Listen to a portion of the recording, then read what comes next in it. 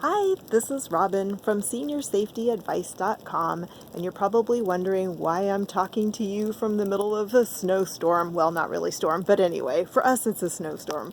We only get one once or twice a year, a snowfall, and so we're all really excited about it. But it brings up the need for some winter safety prevention tips, so I thought I would come out here and share some with you. This morning I ran out to the grocery store to get milk because that's what everybody does here, and I was out of milk anyway. But it made me think as I saw a senior with a cane crossing the pavement, and it was already starting to get a little slick, and she had no snow boots on. She didn't even have a winter coat. She was in a sweatshirt. So that's what made me think about the tips, the safety tips. So the thing is that for seniors, you have a much higher chance of falling in winter. Ice and snow obviously are going to contribute to that. It's a significant increase for somebody who's over age 65, but it's a huge increase for somebody who's over 75. And the thing is that falls are the leading injury caused result of death in people over 75. So we want you to be as safe as possible if you're going out in the winter. So the thing is a lot of the reason that there's problems with seniors falling more in the winter is they have decreased sensation in some cases anyway due to diabetes or arthritis or complications of a stroke. Sometimes medications can make you dizzier and you just don't realize it. Maybe your circulation is a little poor. I'm reading notes because I threw them together really quick so I could get out here before it stopped snowing.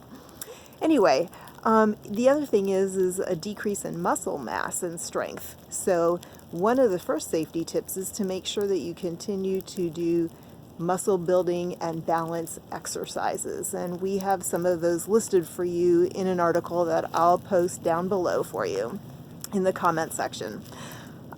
So to prevent falls, the first obvious thing in the winter is if you don't have to go out, don't go out. There are home delivery services now that will bring you things. Most of the grocery stores will bring you your groceries if you need them. You can get food delivered by Uber Eats or Grubhub, something like that.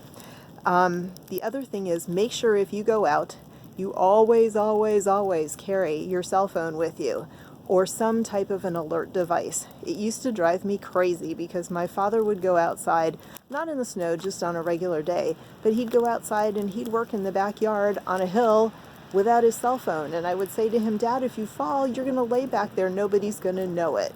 So make sure that you carry a cell phone with you so you can alert somebody if you do fall. My former mother-in-law, she fell just taking the trash out just across the street. I mean, it was a short little, maybe it was 100 feet, and she thought, oh, I don't need to take my life alert with her. She usually had one on her neck, but didn't in this case. She fell, broke her leg, laid out there for 4 hours until somebody found her. Thank God it was not a day like this because she probably would have died of exposure before anybody did find her. But you see my point. Don't just think a simple run to the mailbox is, going to be no big deal. Make sure you're dressing like I am, that you've got the winter coat on and your gloves and you've got a neck, your neck is covered. Wear thermal underwear. A simple run to the mailbox may not be so simple. Okay. As far as going outside, make sure you tell somebody where you're going.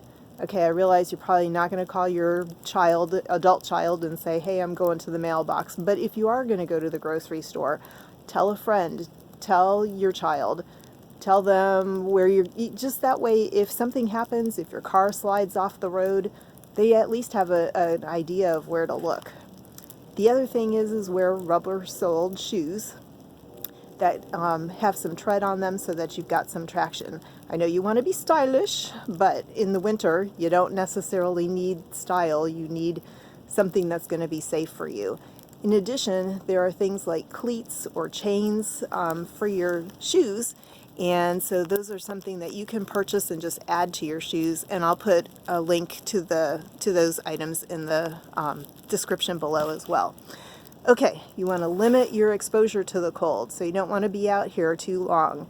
Hypothermia sets in pretty quickly, especially if it's windy. And you want to watch out.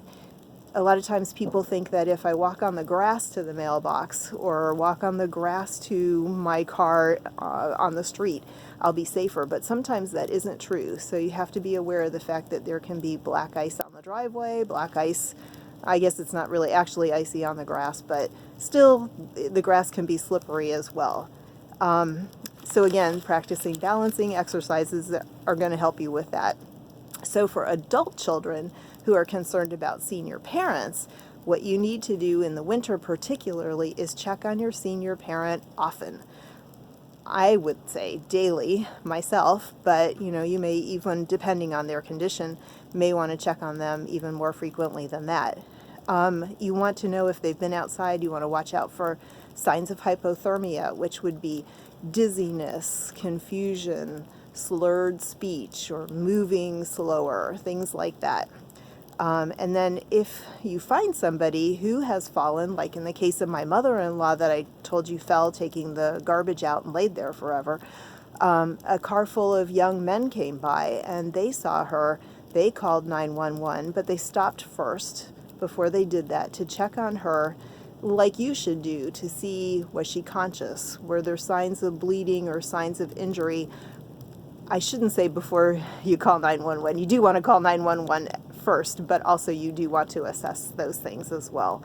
And in their case, they stayed with her, and that's something that you should do. Don't just call 911 and abandon the poor person on the ground there. Make sure you stay with them and try to be calm and try to be reassuring that things are going to be okay. The other thing, too, is to ask them whether they have taken any medication recently, whether they have a headache, whether anything hurts them. These are things that you can tell the first responders when they do show up. So anyway, I hope these winter fall prevention tips help you. If you liked the video, please give it a thumbs up. Please also subscribe to our channel and hit that notification bell so you'll be alerted as soon as we upload a new video, which we do every Friday. And then if we have unusual circumstances like this, there'll be extra videos. So take care, enjoy your winter. Thanks for tuning in. See you next time. Bye.